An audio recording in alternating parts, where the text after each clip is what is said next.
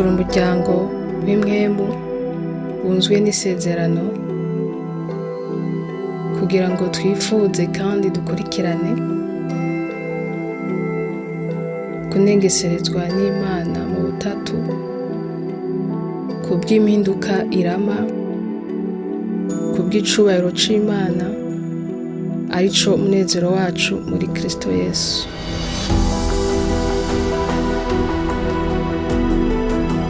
Ndasubiye kandi kubaramutsa uno munsi ndafise inkuru nifuza ko dusangira y'umwana w'umusore w'umunyamerika yapfuye adafite imyaka 30. Ntiyakoreye Imana imyaka myinshi, mugabo izina ryiwe rirazwi. Igikorwa yakoze cabaye igikorwa kidasanzwe, mbere catumye havuka ikindi gikorwa cagutse cijana butumwa mu karere kahariya muri Amerika y'Amajepfo. N'umuntu yitwa Jim Elliot. Nifuza ko tuganira ko uno munsi turaba ubuzima bwiwe, turaba ibango ryiwe, hanyuma turabe ico Imana iriko iratwigisha biciye mu buzima bwiwe. Jim Elliot ni umwana w'umunyamerika yavutse mu mwaka wa 1927 hariya mu karere ka Portland ya Oregon. Hanyuma uwo mwana yavyawe n'abavyeyi bakijijwe. Fred ntiyigeze aronka akaryo ko kurangiza amashure, ariko yari umu evangeliste, yari abantu bagenda bavuga ubutumwa, bagendagenda bavuga ubutumwa mu gisagara mu kindi. Mama wiwe mugabo yarashoboye kwiga ararangiza amashuri y'ubuvuzi, hamara natanguza n'akantu kameze nk'aga centre médical mugabo muhira kugira ngo ashobore kuzarasahiriza mu rugo, yavurira muhira. Ikintu gikomeye mu buzima bwa Jim Elliot ni kuraba ingene abavyeyi biwe bakijijwe bagize impact idasanzwe ku buzima bwiwe. Jim Elliot yari umwana wa gatatu mu bana bane. Yari afise bakuru biwe babiri b'abahungu babiri, imfura yitwa Robert, uwa kabiri yitwa Herbert, hanyuma mutonya wiwe w'umukobwa umwe yitwa Jane.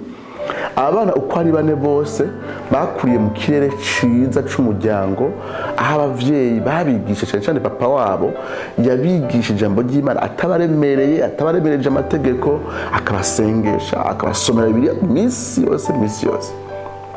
Ibi vyatumye rero bano bana bakura bakunda Imana, bazi Imana kandi ari batonya, ku buryo nko ku myaka 6 Jim Elliot yatashe atangariza abavyeyi be yuko yavutse ubwa kabiri. Hanyuma arabwira mama we ati, mama ati je nimvira ko Yesu yoza kudutora, ati kubera njyewe nari nsigaye ntarakizwa, ati mutonya wanje na Jane nawe ni mutonya gose ntaragera kwizera. Ku myaka 6 Jim Elliot yaramaze gukizwa. Hanyuma naho yarakira umwana muto, yarakunda gusangiza abandi bana ijambo ry'Imana, ariko arakina, ariko araganira n'abana, wamenga ni ikintu nyine adashobora, ni ikintu kimufata kumva yoganiriza abandi bana ijambo ry'Imana. Ariko ari ikintu cakunda kubera muri uwo muryango, iyo abamisiyoneri batashe bajya abantu batwara ubutumwa mu yandi mahanga, kenshi uwo muryango warabakira. Ni ikintu ciza cyane kwakira abamisiyoneri babaje mu buruhuko, babaje kumara akanya gatonya kugira ngo babonane n'imiryango, kugira ngo babone n'amashengero cyangwa amashirahamwe yabarungitse, kugira ngo baronke inkomezi bongere basubire kandi mu gikorwa. Rero uwo muryango warakunda kubakira. Hanyuma aba missionnaire bagatera inkuru, bakavuga ibiriko birabera muri kariya karere katarashikwa n'ubutumwa bwiza, ingene ariko baratwara ijambo ry'Imana mu bwoko kanaka.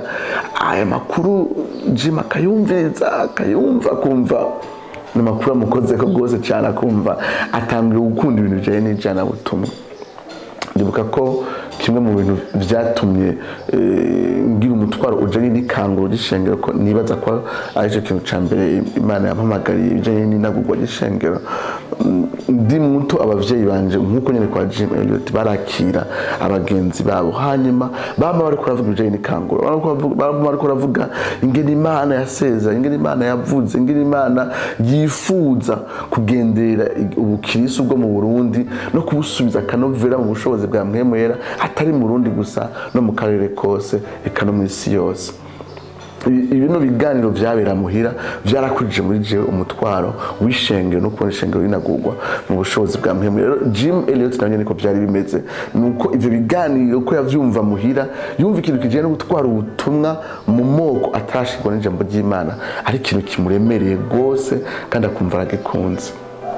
Ku myaka 14 yaciye agenda ku mashuri yisumbuye ahantu bita Benson mu ishuri rya Polytechnique, aho yakunda ibintu bya architecture.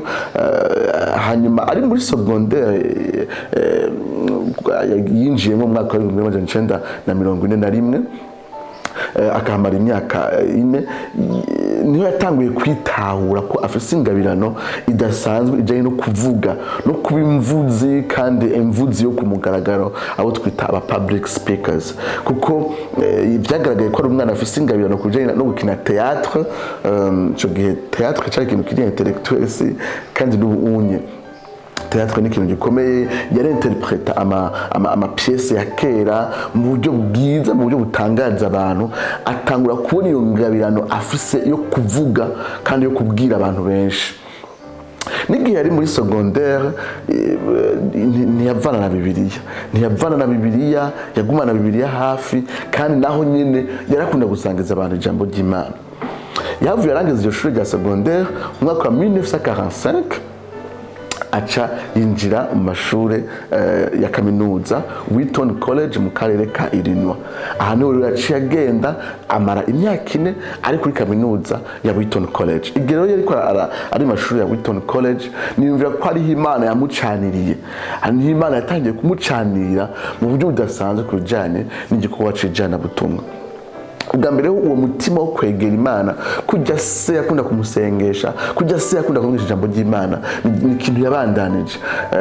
Muri journal yiwe yaranditse ari muri kaminuza, aravuga ati ndatangara gituma abantu bashobora kuvyuka mu gatondo ati bakumva ntibosohoka batoze mu maso, batiravye mu kiyo, ati mbega nsagute, kubera azi ko aza guhura n'abantu, kubera azi ati akaraba akiyoza, akitunganya, agafata dushe, akisiga, akiraba mu kiyo, akaraba ko ibintu byose bimeze neza. Ati ndababaza, ni gute umuntu ashobora kubahuka kuva mu nzu adasoma ijambo ry'Imana, adasenze, kandi iryo jambo ry'Imana ayo masengesho arivyo bitweza, arivyo bidutunganya. Ati ndatangara gose n'amajambo yavuze akiri umunyeshure ari muri kaminuza, kandi yumva yuko ikintu ca mbere ahamiye ari gukomeza imigenderanire yiwe hamwe n'Imana. Ari Wheaton College rero yabandanije novuga ni umutwaro w'ijana butumwa ugenda urakura muri we. Yahuriye n'undi mwana w'umukobwa azohava ba umugore wiwe mu nyuma haheze imyaka itari mikenya, yitwa Elizabeth. Nawe nyene yari yaje aho Wheaton College yumva ikintu ca mbere kimuraje ishinga ari ukwiga ivyigwa bishobora kuzomutuma vy'indimi, bishobora kuzomutuma ashobora gufasha amoko atashirwa n'ijambo ry'Imana, cyane cyane akabafasha kuronka Bibiliya mu ndimi zabo. Na Jim Elliot nico cari kimuraje ishinga, kuko yavuye yiga ivyigwa bituma abo muhinga mu Kigiriki kugira bazashobore gutanga Bibiliya ivyanditswe vyera mu ndimi z'abantu badafise Bibiliya mu ndimi zabo. Yahavuye ahura na Elizabeth, barabagenzi, mbere aranamusaba yuko bugira urugendo rwo kuzobana, ariko umwanya mutonya haheze umwe muto barabona ko bihuse, bavuga ati ibi bintu byo dusamaza, ibi bintu byo tuma dutakaza focus yacu, intumbero yacu na wa mwitwarire ko dufise w'uyu muhamagaro w'ijana butumwa. Ati reka tuvyihote, nimba Imana ibikunze izoduheza ikimenyetso cerekana ko hageze yuko dushobora gutangura urugendo. Bihagarika, bazogira mariage mu nyuma baragiye ku rubuga rw'ijana butumwa, bahitamo kumvira Imana no gusubiza inyuma ibigumbagumba biyumvamwo. Iki ni ikintu gikomeye cyane cerekana discipline idasanzwe, aho umuntu Imana ihamagaye gukoreshwa nayo ari umuntu ashobora kuganza ibigumbagumba vyiwe no kubitumbereza kugira ngo ikintu cyose gikorwe mu mwanya wacu. Uyu muhungu rero yagaragaye ko ari umuhungu afise maîtrise de soi, ashobora gutekana, ashobora gutuza, ashobora gutumbereza ibigumbagumba vyiwe no mu bihe bitoroshe, ko yarakira umusore nk'abandi bose. Ari hano rero Wheaton College ndababwira abanzanje yiga amashure y'indimi kugira ngo bize bimufashe gutwara ubutumwa bwiza mu mahanga, na Elizabeth gutyo nyene. Hanyuma ari ku ishure nko mu mwaka w'1947 yari afise umugenzi abavyeyi biwe bari abamisiyonere muri Mexique acarasaba abavyeyi ati nimunde kure ngende mu buruhuko muri Mexique njaye n'uyu mwana yaciye agenda Mexique yumva umutwaro wo kumara igihe ariko ariga ururimi rw'Ikiespanyol aho hose harimo umuhamagaro w'Imana ushobora kuba izohava imurungika muri kariya karere ka Amerika y'amajyepfo cyangwa Amerika Latine. Mu nyuma aragaruka nko muri 1948 ataraheza kaminuza harabayeho igikorane novuga ni convention missionnaire y'abanyeshure yabereye aho nyene Wheaton College muri Illinois araja muri ico gikorane cijana butumwa c'ugwaruka. Amaze gushikaho baravuga ibijanye n'ijana butumwa yumva umutima wutanguye gukunda cyane kino kintu cijana butumwa. Hano hari mwaka w'1948 yaje amashuri muri 1949 atarahitamwo heha zoja niho yanditse y'amajambo abantu benshi bazi ariko ririmbira ko yayanditse ari ku rubuga rw'ijana butumwa ntiyari bwagenda akiri umunyeshuri niho yanditse ati ni umunyabwenge umuntu azigama acanye ni umunyabwenge uwo muntu atakaza ivyo n'ubundi atoshobora kuzigama kugira ngo aronke ivyo atoshobora gutakaza. Abantu benshi barazi iryo jambo rya Jim Elliot ati ni umunyabwenge uwo muntu arekura aheba vya bindi n'ubundi atoshobora kuzigama kugira ngo aronke vya bindi atoshobora gutakaza. Hano yatangiye kumva uno muhamagaro kurakora muri we yumva yo takaza ibindi bintu byose abantu bose birukira kugira ngo aronke vya bindi vy'ibihe bitazoshira bidashobora gutakazwa. Ahari muri 1949 amaze kurangiza amashuri yarangije amashuri avec distinction arangiza amashuri umunsi wa graduation umunsi wo kuronka diploma abavyeyi baraza kumufelicita ariko muri uwo mwanya nyene mukuru we yitwa Herbert n'umudamu wiwe ntibashoboye kuza kuri diplome kubera bari bamaze kugenda mu kandi karere batwaye ubutumwa bwiza mu gihugu ca Peru.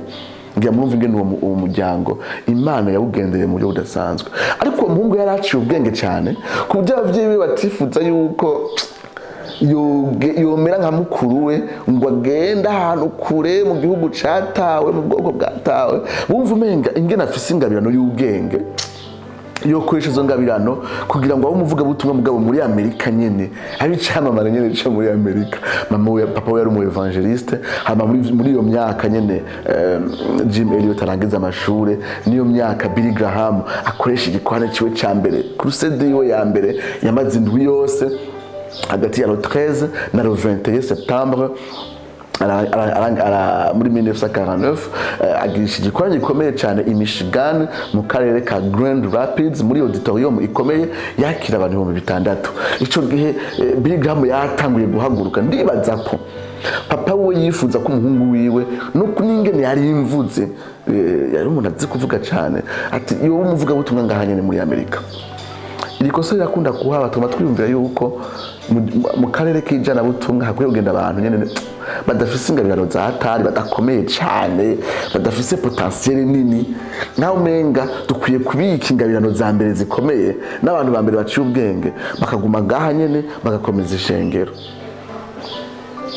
Iryo kosa yakunda kuhaba kenshi ariko ndibaza yuko hano hambere dukeneye kurungika abakozi b'Imana bakomeye abantu baciye ubwenge bashoboye ari mu karere k'ijana butumwa gusumba hano hasanzwe hariho ubutumwa abantu barashikiriwe ku rugezo kanaka. Ariko nubwo abavyeyi bifuza ko atogenda yo gukorera Imana muri Amerika nyene wewe yabandanje kumva umucanwa umucanira ku buryo mu mwaka w'1950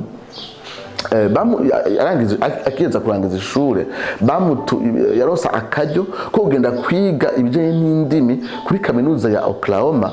Vyari vyigwa vyatunganijwe bizomara amayinga 10 aha abantu baza kwiga ingene ururimi rudafise inyandiko.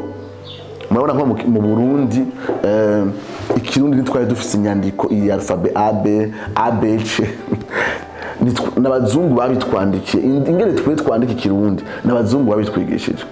Rero hari ubuhinga bw'ingene ururimi rudasanzwe rufise inyandiko mushobora kuronkera amasembore yago nivyo vyigwa biga aragenda vyiga amayinga 10 hano niho habika ibintu bikomeye kidasanzwe kubera ari ngaha nyene kuri no kaminuza ya Oklahoma muri ivyo vyigwa vyatunganijwe n'ishira hamwe ryitiriwe Wycliffe niho yahavuye ahura n'umutama n'umugabo amaze igihe ashikira ubwoko bw'abakeshua mu gihugu ca Equateur ati aramubwira ibijanye n'ubwo bwoko bw'abakeshua ariko yageza gushikira mu buryo bw'ijana butumwa ingere bumeze aca babwira n'ubundi bwoko bwitwa aba Okas tava tubagarukako Wahodoni batazira Wahodoni canke abantu b'abasovaje batambara impuzu niko iryo jambo risobanurwa aramubwirije n'abantu bantu buno bwoko bw'abakeshua buba hari muri Equateur mu ishamba rya Equateur ati mbwa hari n'ubundi bwoko bwobwo bobo ntibashobotse bobo nabicanyi nta migenderanire na mikenya bafitanye n'abantu atari bo nyene bakubonye barakwica ati abantu bose arakeneye ijana butumwa yaciye afata iminsi 7 ari masengesho avuga ati Mana mbega wifuza ko aje ntwara ubutumwa bwiza amarangije iminsi 7 yarabwiye abavyeyi bati nukuri je numva natekanye ko no kwicara ngaha anye hari abantu batashobora ubutumwa bwiza hari abakeshua batazi Yesu hari ubwo bwoko bw'aba Okas cyangwa aba Wahodoni batazi ijambo ry'Imana ati ndumva nogenda aho ari mu 1950 muri 1951 yaciye amara uwo mwaka wose ariko aragerageza kugendera amashengero atandukanye ayasigurira ibijanye n'ubwo bwoko butarashirwa n'ijambo ry'Imana kandi yongera yegeranya imfashanyo zishobora kuzomushigikira muri 1950 no yaciye acana n'umuhungu yitwa Pete Fleming rero yari umuhungu aciye ubwenge yize kuri kaminuza ya Washington mu bijanye n'indimi aciye ubwenge cyane hamwe n'undi muhungu yitwa Nate Saint yatwara indege nawe nyene bari babanyaniye Wheaton College ariko we ntiyahije amashuri ya Wheaton College Nate Saint yaciye ahagarika amashuri kubera umutwaro w'ijana butumwa acagenda mwishira hamwe ryigisha abantu gutwara indege mugabo muri context ya mission ingene abantu bashobora kuba abapilote mugabo bagashigikira igikorwa c'ijana butumwa acagenda kwiga mu mashuri rero niwe bahavuye banakorana kino gikorwa cyo gutwara ubutumwa muri Equateur agenda rero ajanye n'uyu muntu yitwa Pete Fleming aciye ubwenge gose baragenda bajanye mu nyuma rero bagenda gukoresha igikorwa ari abahungu 5 Imana yashize hamwe uwo mutwaro ndabibutse kandi yuko muno mwanya na wa mu Elizabeth bahurira Wheaton College azava wo mudamu wiwe naho nyene yemeye ko bojana Equateur kugira ngo bavuge ubutumwa bashikire abo bantu batarashikirwa n'ijambo ry'Imana mu kanya cyo tubandanya turabe inginjiro kuba cagenze bamaze gushika muri Equateur turi umuryango w'imwemu bunzwe n'isezerano kugira ngo twifuze kandi dukurikirane kunengeserezwa n'Imana mu butatu kubw'impinduka irama kubw'icubahiro c'Imana arico munezero wacu muri Kristo Yesu.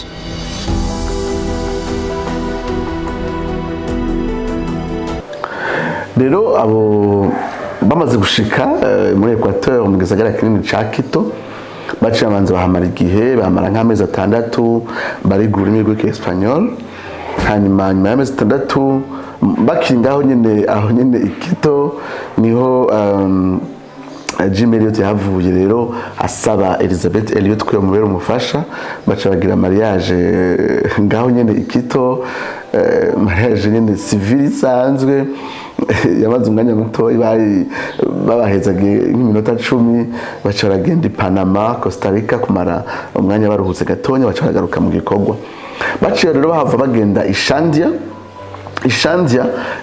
hari mu ishamba ntihaba bwa bwoko nababwira bwa Wahodoni bicana gose ha ubundi bwoko bw'abakeshua bara Ishandia hari nuze station missionnaire mugabo bari barayihevye barayitaye baragiye rero mwibuka ko wa mugabo bahurira iyo Oklahoma muri vya vyigwa ari nawe yambwiye ati hamwe mwogenda ati byofasha ati hariho na station hariya anye yahebwe ati mwokoresha ibyo twasizeyo bigashobora kubafasha baca bagenda rero ishandia bahamara imyaka nk'ibiri iyo myaka bamaze ishandia bariko bariga n'ikirimi c'ubwo bwoko bw'abakecua barababwira n'ijambo ry'Imana mbere ubwoko bw'abakecua batari bakenya barakizwa mu karere ka Shandia. Ikibazo rero kwari kwinjira rero muri iryo shamba bakabandanya aho babwira bwa wundi bwoko bw'abawadoni canke aba Ocas nkuko aba Espanyol babita. Rero vyari bigoye iyo jambo risobanurwa les barbares abantu baba sauvage Ocas vyari bigoye ati bari abantu bakubonye baca bakwica kandi barankana n'ubwo bwoko bw'abakecua batangura gushikirwa bakanakizwa. Rero ntivyari vyoroshe ico bakoze barafise indege nagiye mu pilote yitwa Nate arafata indege aragerageza kuraba ahantu ama village yabo yo bari atangura hari umwana w'umukobwa yari yarahunze w'umuwahodoni canke umuoka yari yarahunze aca agenda kubana n'abakecua rero yarazi ururimi rwawe yari yarabigishije amajambo makenya yingene bavuga ati mu kiwahodoni turabakunda turifuza ko abagenzi banyu baca batangura rero kugendera muri rya ndege baguruka hejuru yajya ama village y'abawadoni bababwira amajambo meza ati twebwe tugenzwa n'ineza turabakunda twifuza ko abagenzi banyu bari bataguye ubuntu bw'ubuganuke ubuntu bw'ubukado bakaza barawuterera hasi abantu bakaza kuwutora kugira ngo habeho imigendanire myiza bashireho ikiraro ciza c'imigendanire hamwe n'ubwo bwoko bw'abawadoni canke aba Ocas. Rero barabikora igihe kitari gito nk'amezi 3 gushikaho bwa bwoko butangwa buzo barafata nabo bakarondera ubundi buganuke bukenya bagaca babutereka mu kintu kimeze nk'igisabo indege yaba yamanuye caba cajemo ubuganuke bwabo nabo bakabasubiriza bakabashira muri ico giseke indege ikongera igatera ico giseke. Babaze ko umenga habaye ikintu c'imigendanire myiza niho biyumviye ko bogenda ahantu hari akantu kakuzi hariho na beach na plage nziza abazungu havuye bita ngo ni Palm Beach canke beach y'ibigazi ngo yari nziza gose uretse ko hari ubuntu bw'insecte bwinshi aho hantu ati mbwa wamenga ni paradiso. Baca bagenda rero barubaka utuzu tw'ibiti barabayo hanyuma ya ndege ikigenda muri ya village y'abawadoni babwira bati mwoza tugahurira ku kuruzi atugira ngo turushize kumenyana. Ntivyari vyoroshe baragenda bamara nk'imisi babarindiriye indege ikagenda ikababwira ati turabasavye muzoze umunsi kanaka muzoze kuruzi tubonanireyo tumenyane. Yari risk ikomeye cyane umunsi barabarindira nk'imisi nk'ibitatu ko ku munsi wa gatatu gutyo hacaraza umugabo umwe aherekejwe n'abagore babiri hanyuma baba bambaye utuntu nyine tudukash sex nyine hazo abagore babiri umwe akuze n'undi akiri muto hamwe n'umugabo baraza hanyuma barabaganiriza neza mbere barafata uwo mugabo bavuga abazungu bamwita George ariko suko yitwa neza ko yitwa nka Nankiwi ikintu nk'ico uwo mu George rero bavuye bita George baranamuhereza umunyenga mu ndege baramwuriza baramuzungurukana baramutwara indege igendera hejuru yaho aba mwishamba abo babana mu kibano baramubona baramuza ndakwenda toto umunyenga abanyagihugu bararyoherwa barabwira ati namwe muzoze umunsi munaka barababwira bati nimugende muhamagare n'abashefu banyu ababatwara muri village bazi tubagenzi tuganire. Hanyuma barashinga umunsi babazungu batanu harimo na Jim Elliot baraganira n'abagore babo ku matelefone barafise abadamu ati mudusengere ati apremidi ku kirengazuba ati bava baza ari benshi kugira ngo tuvugane nabo. Wabaye umunsi toroshe kuko hatanguye hasohoka abagore batatu basohoka baraza abamisiyoneri babiri baca bagenda kubagumbira baryohewe kumbe bari babateze ambuscade uwundi yari yateguye ingene aca baturuka inyuma abamisiyoneri kugira ngo barase imyambi aca araza kugira ngo abice.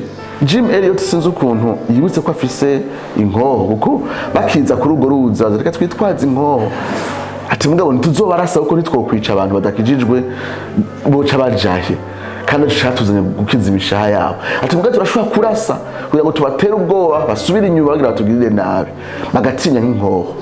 Sinzi ukuntu rero Jim Elliot abaze kubona ko hari uje abaturuka inyuma yitwa Nampa ati acara afata pistole yari afise acara arasa mugabo atamutumbereza ko arasa ku ruhande mugabo hari uwundi umwe yari yinyegeje mu gihuru yitwa Dawa amasasa acara amufata abonye yuko ati ba bantu rero mwabonye ko bari Viola mwabonye yuko bafise n'inkoho baca bava mu gihuru bose rero bafise n'amacumu baba missionnaire baca baratungurwa batiteguye burya mu kanya sase imyambi yari batubekeranije abiticiye aho baca barazana n'intuza n'amashete imipanga barabahohosha bose baca bahamba mu kinogo kimwe ngaho nyene ku ruzi buriya bose babiciye rimwe uko ari batanu. Ayo makuru isi yose irayamenya mu buryo bubabaje. Jim Elliot afise imyaka 28 gusa birababaje mu mwaka wa 1958 mu kwezi kwa mbere niho itariki 8 niho urwo rupfu rwabashikiye. Isi irabashoke mbere abantu baravuga bati kubera iki none ati ntivyari bikenewe ati bari gushobora gufata precautions zishoboka n'ukuri bari biyumviriye ibishoboka byose baragiye bitwaje inkoho bari bateguye inzira zibiri baza gucamo bahunga bari bagerageje kwiyumvira ingene byo bova aho hantu amahoro ariko Imana yifuje ko batanga ubuzima bwabo. None kubera iki babishe kandi ubwa mbere bamenga batanguye kuba bagenzi. Satani yakoresha nk'Imana ntavyonzi umuntu nabwiye ko ubwa mbere na mbere ababasanze ku ruzi bari abagore babiri hamwe n'umugabo umwe yitwa George canke Nankiwe. Hanyuma uwo mugabo igihe baganiriye wewe yaje arondera ashaka kuresha umwe muri abo bakobwa akiri muto. Hanyuma akora murondera ngo amureshe n'impamvu yanamuherekeje baje kuraba abazungu baje kuraba niyo ndege. Hanyuma bakibonana nabo bazungu ntibatevye baca basubira mu ishamba ariko wa mugore akuze acemva yakunze aba missionnaire amara umwanya muri akora baganiriza bamwe ati ngo twigire. Hanyuma ati je numva ashaka kubaganiriza ageze mu ishamba baramubaza ati none abandi uwundi ari hehe ko mwamusize ati reka wa mu George abazungu bishe George umwe nyene bahumunyenga mu ndege aca babesha ati reka ati batwatatse baradufata ati buriya nuwo twari kumwe asigayeyo. Uwo mugore yasigaye aganira n'abajya missionnaire yari afise musaza we akaze w'ishavu w'umwicanye niwe yaciye yavuga ati reka ngende kuribera mushikanje. Naho rero baciye baza n'ishavu ryinshi imbere yuko baza wa mugore yasigaye aganira n'aba missionnaire yahavuye wanashaka asubira mu ishamba mu kibano arabasigura ati n'abantu beza ati George Nankiwe canke umwe bise George ati yababeshe ati ntibigeze batwataka ntibigeze batugirira nabi ati ariko byari bimaze kurengerana kubera ujya mugabo yari yamaze kubabwira amakuru atariyo kandi mabi. Rero bace baza bafise shavu n'igihe ubwa mbere wamenga habaye imigendanire myiza. Nuko rero Jim Elliot yapfuye mu buryo bubabaje ariko urupfu rwiwe n'abagenzi biwe bane Imana yarukoresha mu buryo budasanzwe. Umudamu we nabwiye ko bari kumwe nawe nyene bari bajanye muri Equateur yaciye avuga ati nanje naho bishe umugabo wanje ndumva nkwiye kubandanya igikorwa yari yatanguje. Elizabeth Elliot yavuye agenda arakomeza igikorwa mbe yarafasha mu guhinyanyurwa kwa Bibiliya mu ndimi z'abo bantu batashobora ijambo ry'Imana aravuga ubutumwa ari kumwe na mushike wa mu pilote yitwa Net Saint yitwa Rachel. barakomeza igikorwa n'abandi bagore ku buryo na bwa bwoko bwashikiriwe mbere buranahinduka, mbere banasaba n'imbabazi, mbere banatahura ariko habaye communication itameze neza yatumye habaho urupfu rw'abamisiyoneri 5. Mu nyuma Imana yavikoresha rero urwo rupfu rw'abo bantu bamisiyoneri 5 harimo na Jim Elliot kuba imbarutso nziza yatumye ubwo bwoko bushikirwa n'ijambo ry'Imana. Nizeye ko amajambo yabakomeje yabahezagiye, twakuyemo ivyigwa vyinshi, twabonye ingene Jim Elliot abavyeyi bagize uruhara rudasanzwe kumurera mu ijambo ry'Imana, mugabo kandi mu kumwexposa ku bamisiyoneri. Iki ni ikintu ciza gose. Bwa kabiri twabonye ingene n'imbere yuko atwara ijana butumwa atwara ubutumwa mu mahanga, yakunda kuvuga ubutumwa ahari. Mbere ari Wheaton College yarakunda kuvuga ubutumwa ari muri train, akaja muri train akabwira ubutumwa abantu bose bari muri train, ariko aja mu gisagara ca Chicago kubera aho yiga naho yaba hari ahantu kure, akavuga ubutumwa. Mbere yana babarakurira n'abantu bakizwa, yageze kwandika muri journal yiwe ati jewe kuva aho navugiye ubutumwa sinibaze ko hari umuntu umwe canke babiri abarenze umuntu umwe canke babiri barakizwa. Acavuga ati numva meze nka Rakeli wa mugore wa Yakobo yari ngumba atavyara, gushika habwira Yakobo ati numpa umwana canke ndapfa. Ati ndumva nanje ndiko ndabwira Imana ati Mana numpereze imishaha y'abantu bakizwa canke upfa umunyica. Yari umuntu akunda kubwira ubutumwa abantu batarakizwa. Ubwa gatatu yari umuntu naho yaraciye ubwenge, yumva ko ubwo butunzi afise naho yari gushobora kubukoresha ahari muri Amerika akaba umuntu akomeye, akaba ari icamamare kandi mu buryo bworoshe, yumva yobikoresha kugira ngo abitware ahantu hambere hakenewe hatarashikirwa. Ikindi dusanga yariteguye, yarize ibintu byose bizomufasha gutwara ubutumwa bwiza aho hantu. Nizeye ko ibintu byose byabaye imbarutso nziza ishobora gutuma natwe dukangura umuhamagaro turimwo, harimo kandi nakyo kintu cijana butumwa. Nizera ko twese Imana duhamagarira abatagiye duhamagarira gushikira bagiye mu kubasengera no gutanga ivyacu kugira ngo bashobore kuronka ibakwiye aho bari, kandi dushobore kubana nabo mu rugamba rw'imwemu n'ivyo ariko barahura navyo hari ahantu, kandi natwe ubwacu tukitegura ko Imana ishobora kuduhamagara umwanya wari wose gusiga ivyacu n'abacu naho turi kugira ngo dushobore kugenda ahantu hambere tutiteze kandi hakenewe cane. Imana ibahezagire. Turi umuryango w'imwemu wunzwe n'isezerano kugira ngo twifuze kandi dukurikirane kunengeserezwa n'Imana mu butatu kubw'impinduka irama, kubw'icubahiro c'Imana arico munezero wacu muri Kristo Yesu.